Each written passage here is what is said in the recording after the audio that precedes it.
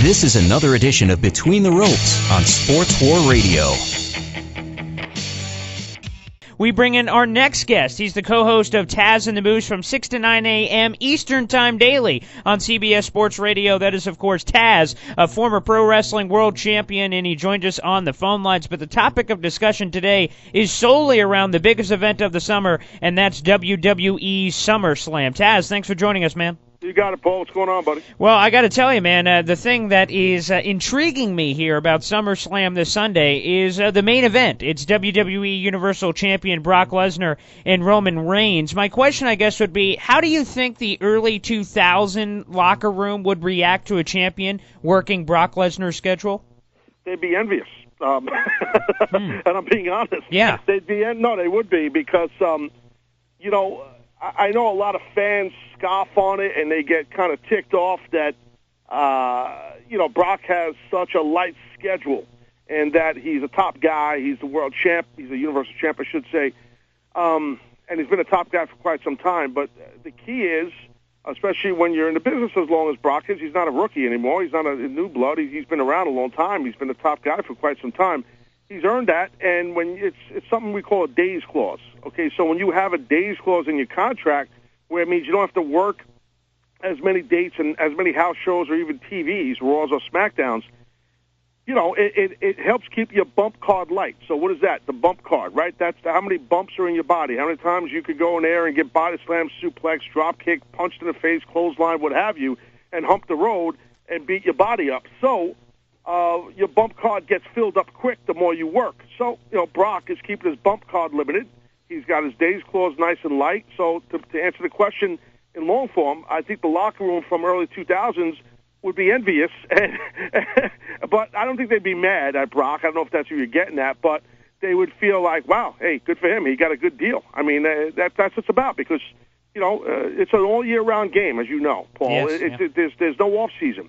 Now, if you ask me the question, do I think WWE should have kept a title on a talent who works limited days and has such a light schedule? I would say no, I don't think so. I do think that when you are the champion of a brand, a world champion, a top singles champion, that you should be the hood ornament. I mean that you should be at all the events, live events, meaning house shows and stuff like that. I think you need to be there. I do. And that's not a knock on Brock. If Brock was able to get the best deal he could, you can't get mad at Brock for that. This makes no sense. It's just good business by him and his people. Yeah, no doubt about it. Let's go over to someone who is the hood ornament, so to speak. That's Ronda Rousey. She made the transition from the WWE, and unlike Brock, she is there nearly every night from what we understand. What have you made of her transition? And on SummerSlam this Sunday, she'll be facing Alexa Bliss. Is it too early for a potential championship run? Yes, it is. She's only had a handful of matches, literally. She's not ready for that. She is at all the events. She is working hard. She's paying her dues. She's paying her dues. She's a public figure. She's a household name. She's a top talent, but yet she's paying her dues. It's a unique situation.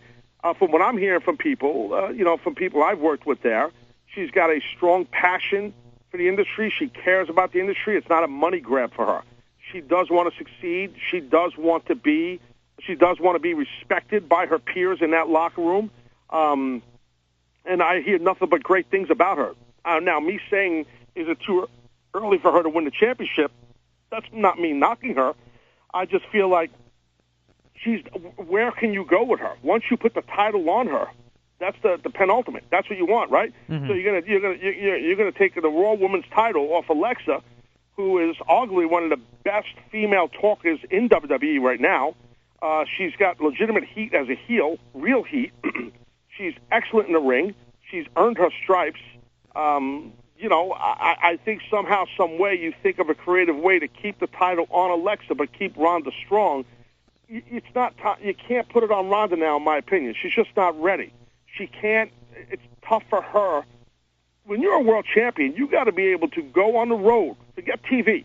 Go on the road and work 15, 20-minute matches. And where you're the draw, and you're able to do a great match. She doesn't have the education behind the game yet. The psychological, physical psychology behind pro wrestling there's a lot more than what people see. It's not just about going and doing cool moves or looking great in tights. That's not what wrestling is. There's a lot more. The psychology that's involved is heavy, and she's still learning that. And I do think, Paul, that she's going to be phenomenal, really, really good in about another year or two. I think Ronda is, she's a keeper for sure, because she's got a lot of passion and she has respect for the game. And a guy that I think fits the bill to what you were talking about is Daniel Bryan. In an underrated match here on Sunday, Daniel Bryan and The Miz, I mean, from everything, the storied history at NXT, the trash talking that's going on right now, trying to sell this puppy, I think this could be our match of the night from a technical standpoint. Well, it could be, dude. Paul, I think you nailed it right there by calling it probably the most underrated match on the card, right? I mean, shoot. I mean, they did a good job on SmackDown, showing this 8-year angle history between Bryan and Miz. And, to the point earlier that led you to talk to me about this match, Daniel Bryan, as many know, wrestled years ago in Ring of Honor on the independent scene as Bryan Danielson. And he's a guy who's really earned his stripes, paid his dues, and is a guy who is ultra respected, as is The Miz. Now, Miz came up in the business in a different way. Miz came in through a reality TV show.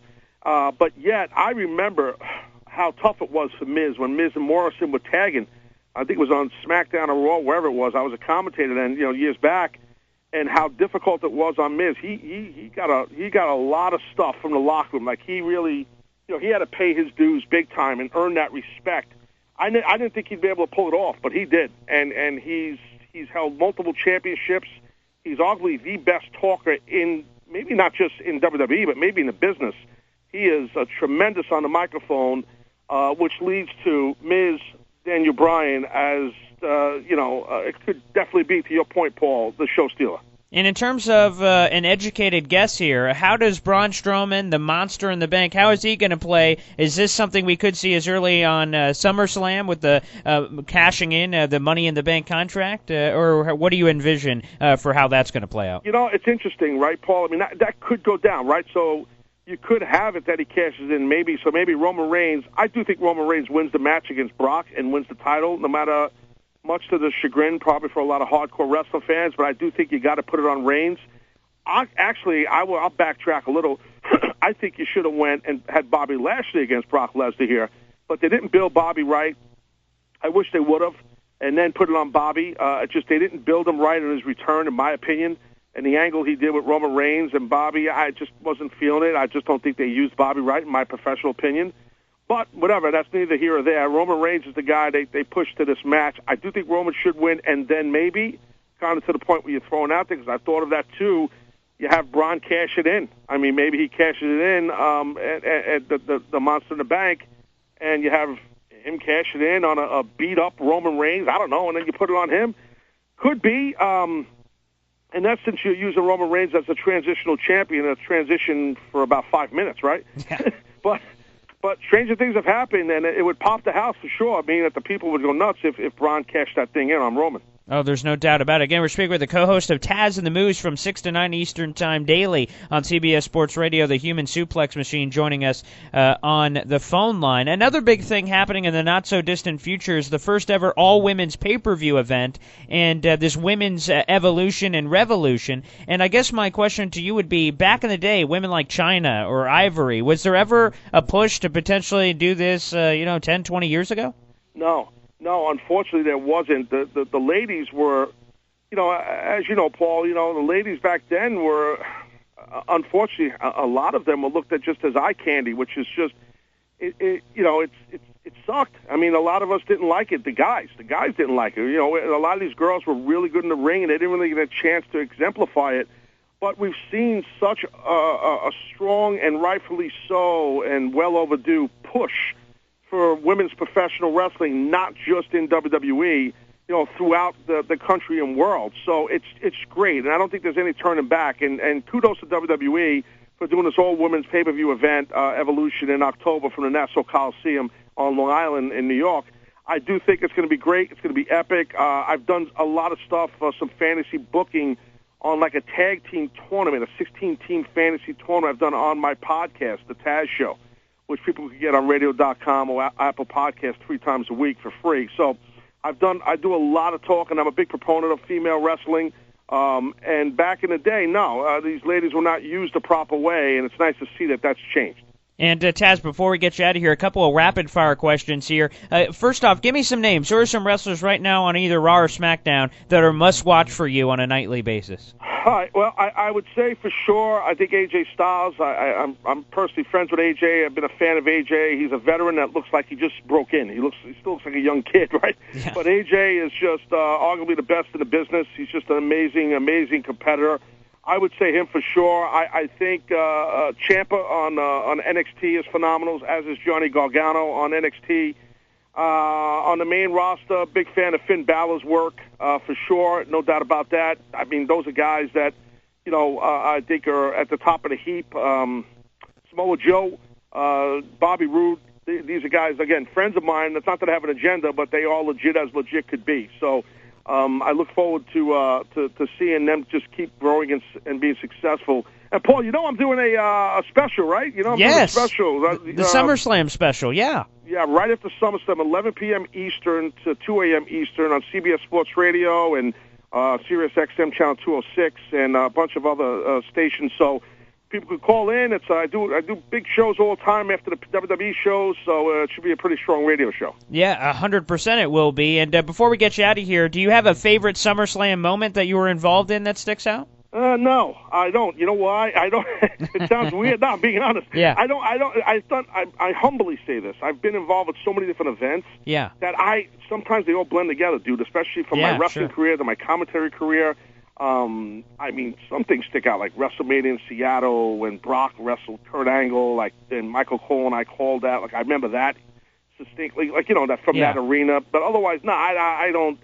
I wish I could give you a juicy answer, but I don't. Yeah, that's all right. I appreciate the honesty, my man. Taz, fantastic as always, and we'll have you back on in the near future. Enjoy SummerSlam, man. Paul, thank you, buddy. Take care. Of course. Taz, the human suplex machine.